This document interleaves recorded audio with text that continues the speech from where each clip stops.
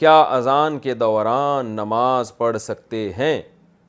اذان ہو رہی ہو تو نماز پڑھ سکتے ہیں یا کچھ دیر ٹھہر کر نماز پڑھنی چاہیے؟ مریم نواز پڑھ سکتے ہیں نماز، لیکن افضل یہی ہے کہ اذان سن لیں، اطمینان سے اذان سن کے اس کا جواب دیں، پھر اذان کی دعا پڑھیں، اس کے بعد نماز پڑھیں۔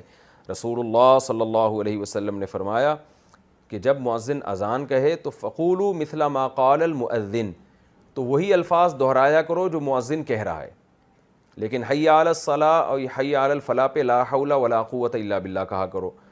تو اگر آپ اذان کے دوران نماز پڑھیں گی تو پھر یہ اذان کا جواب کون دے گا؟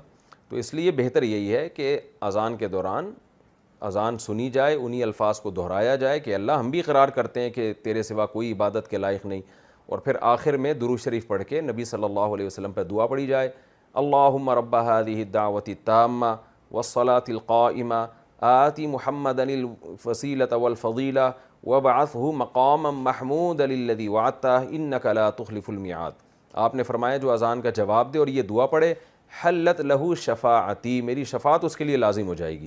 تو اتنی بڑی فضیلت ہے، یہ اس پر عمل کرنا چاہیے۔ محمد صاحبان سعودی عرب سے پوچھتے ہیں، میں جس علاقے میں رہتا ہوں یہاں مسجد تقریباً 2 کلومیٹر دور ہے اور اذان کی آواز بھی نہیں آتی، چنانچہ ہم موبائل پر ہی اذان سن کر اقامت کہہ کر نماز پڑھ لیتے ہیں، کیا اس طرح کرنا صحیح ہے یا ہمیں اذان اور اقامت دونوں کہنی چاہیے؟ نیز جو نمازیں پڑھی گئی ہیں وہ ادا ہو گئیں کہ نہیں؟ بھائی اس طرح کرنا بالکل بھی ٹھیک نہیں ہے۔ نمازیں تو ہو گئیں، اذان کے بغیر بھی نماز ادا ہو جائے گی، مگر یہ خلاف سنت ہے۔ فرض نماز آپ کو اذان کہہ کے پڑھنی ہے۔ ہاں اگر اذان کی آواز آپ کو آتی ہے، دور کوئی مسجد ہے جس کی آواز آپ تک آ رہی ہے، پھر آپ کے لیے اذان کہنا یہ ضروری نہیں ہے۔ عبداللہ ابن مسعود رضی اللہ تعالیٰ عنہ کا مشہور قول ہے، اذان الحی یکفینا، محلے کی اذان ہمارے لیے کافی ہے۔ لیکن اگر اذان کی آواز نہیں آتی تو پھر آپ کو چاہیے کہ آپ پراپر طریقے سے اذان کہیں، اقامت، اور پھر اس کے بعد فرض نماز ادا کریں۔ اذان کے بعد درود و سلام کا حکم۔ ہمارے گاؤں میں اذان سے پہلے اور اذان کے بعد صلاۃ و السلام پڑھا جاتا ہے، کیا یہ صحیح ہے؟ اس بارے میں رہنمائی فرما دیں۔ خواجہ صاحب گجرات پاکستان سے۔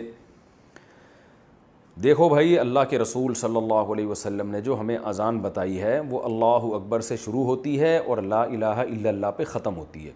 اس سے پہلے بلند آواز سے اسپیکر پہ درود پڑھنا یا اس کے بعد بلند آواز سے اسپیکر پہ درود پڑھنا، یا یعنی بلند آواز سے پڑھنا چاہے وہ اسپیکر پہ ہو یا بغیر اسپیکر کے، یہ آپ صلی اللہ علیہ وسلم سے ثابت نہیں ہے۔ صرف اتنا ثابت ہے کہ جب اذان ختم ہو تو نبی صلی اللہ علیہ وسلم کی ترغیب ہے کہ درود شریف پڑھو اور اس کے بعد یہ دعا پڑھو، اللہم رب هذه الدعوۃ التامہ والصلاۃ القائمہ آت محمدا الوسیلۃ والفضیلہ وابعثہ مقاما محمودا الذی وعدتہ انک لا تخلف المیعاد۔ بس اتنا پڑھا جائے گا۔